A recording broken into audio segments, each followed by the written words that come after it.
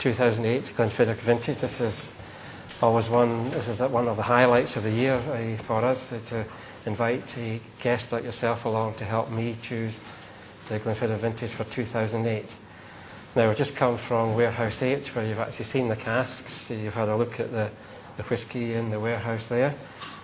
So here we've got samples drawn from these casks, and I've pre-poured the whisky into your glasses here, so there's been no water added to this whisky. Now, in the front row, we've got the 3 casks of 1975, and then in the back row, we've got the 3 casks of 1977. So we're going to start looking at them from this top left-hand one here, which is this one here. So we're going to work along from left to right here. So we're going to do the 3 casks of 75, and then we'll follow on with the 3 casks of 77. I would normally add some water to this whisky. What I normally do myself is just look at them without water, and you've seen them without water in the warehouse. And I'm going to tell you the strengths just in a minute of the whiskies, but then I would add some water to them. We generally nose whisky around about 25 or 30%, because water does, you will see different characteristics coming through when you add the water. It will throw up different aromas and different notes, and it does open it all up for you. But how will we decide? Like one sample here is 67%, one is 50%. The amount of water wouldn't equal. No, you have to just estimate. You do. For the 57s, you might need to add a little bit more water. So let me just give you a few details of the cask first. So the first cask number here is Glenfiddich in 1975, cask number 287. And that whisky was filled into the cask on the 15th of January, 1975. And the current strength of the whisky is 51.5. And then if we look at the second cask, we're looking at cask number 4704. That whisky was filled into the cask on the 28th of February, 1975. And the current strength of that whisky is 52. Exactly. 52 exactly. Something like exact. The next one, 4706, was obviously filled on exactly the same date, the 28th of February, 75. And the current strength is 50.5. And then let's just do the 77s as well. So the left-hand one here, cask number 4084. Slowly, please. Sorry. So the first 77 is cask number 4084. Yeah. And it's exactly 50. And the filling date? It's the 1st of March. Sorry, 1st of March 77. And then we've got 2 other casks here from the same parcel. So we've got cask number 4409. It's exactly 58. So that's a little bit stronger, that one. So we need to add a little bit more water to that one. Slightly different. And that's filled in the 7th of March 1977, as is 4414. Exactly the same date, 7th of March 77. And the final strength is 57%.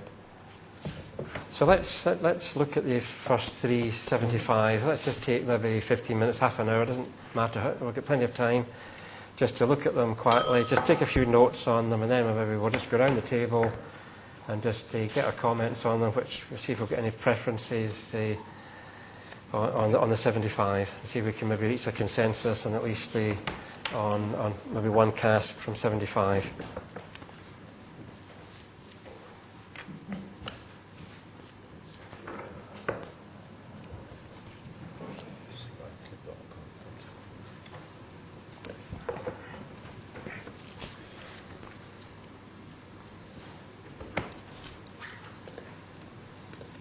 Enough. So that's the 3 1975 casks. They're all very different, as you can see. I mean, they're all Glenfiddich, but they've all got their own characteristics, and it just shows you how the wood has interacted with the whisky over these years. Yeah.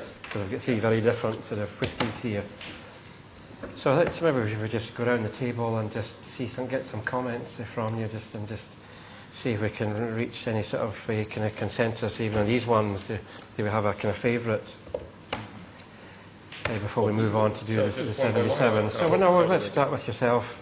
Me? Yes, if you don't mind, just give us a few. If I would be making a selection of those 3 casks, I'd probably choose numbers 4704. because Which one is in the middle. In the middle. In the middle, probably. I would do this because, well, what the independents were doing, well, a customer, a consumer who looks and complexity, right? Yes. Knows and the color, right? Yes. Lots of people know that the caramel is added. But here, knowing that the whiskey is pretty dark, it's just like aged bourbon. Yes. No caramel added. No. This is an additional bonus, right? Because we all are accustomed to independent bottlings, which are almost the color of vodka, right? Yeah. So a lot of people get a notion that an old whiskey shouldn't be colored, right? A lot of people get that mistake. Yes. Yeah. Taste-wise, I probably like this one more, 4704. But the nose-wise, 287. This is probably the best nose of all three because it's got like old tobacco, old cigars, like really developed, complex nose. Taste-wise, I think the 4704 is more interesting because it's got such a little intriguing complexity of being sweet and very pronounced bitter aftertaste. Well, actually, 4706 also, the bottom at the same date. But this is more pronounced and very long, lingering finish with this bitter aftertaste, which is very unusual and delicate. And so, if I could combine the nose of 287 with this probably would be ideal. Even better. Yes. But given those considerations, color, taste, aftertaste, and nose, I would select this one. For the 4704. Fair enough. Okay, good. Thank you very much for that. Walter, what? I still would go for the number 3 because it's quite different from the other ones. So you go for 4706. What I'm looking for is always not only the influence of the wood. I'm also looking for the influence of the distillery.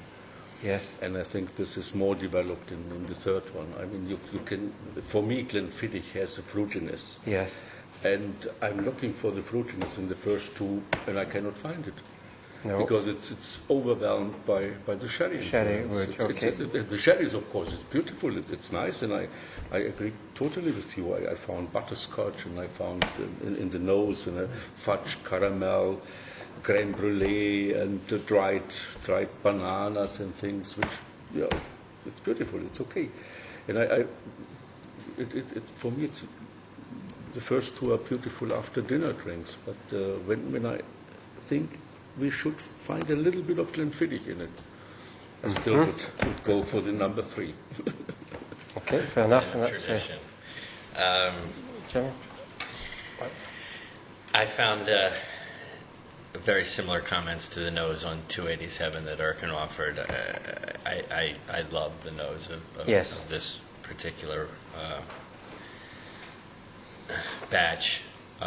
I would go so far as to say I think that is my favorite all in all, and it's probably just the opposite of Walter's point of view. I found it to be rich and sexy and voluptuous and just velvety. Yes. And That's a problem. You make me want it.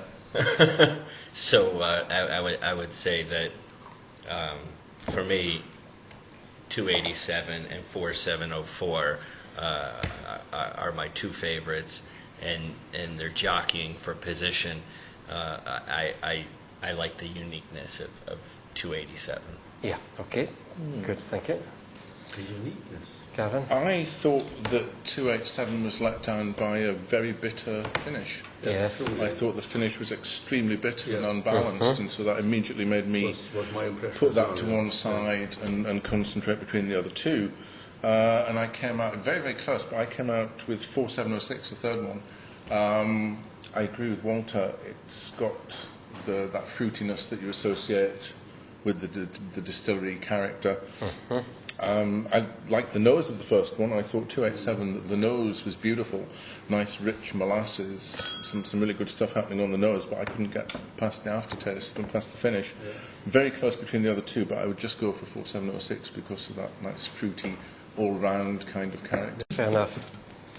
So I've got 2 out of 4 really sort of going for 4706. Yes. Yeah, so let's just look at the 1977s, and we'll just spend, however it takes just to put our comments down in these 77s, and then we'll have a chat about it when we're finished. Yep. Yep. Okay, thank you. That's great.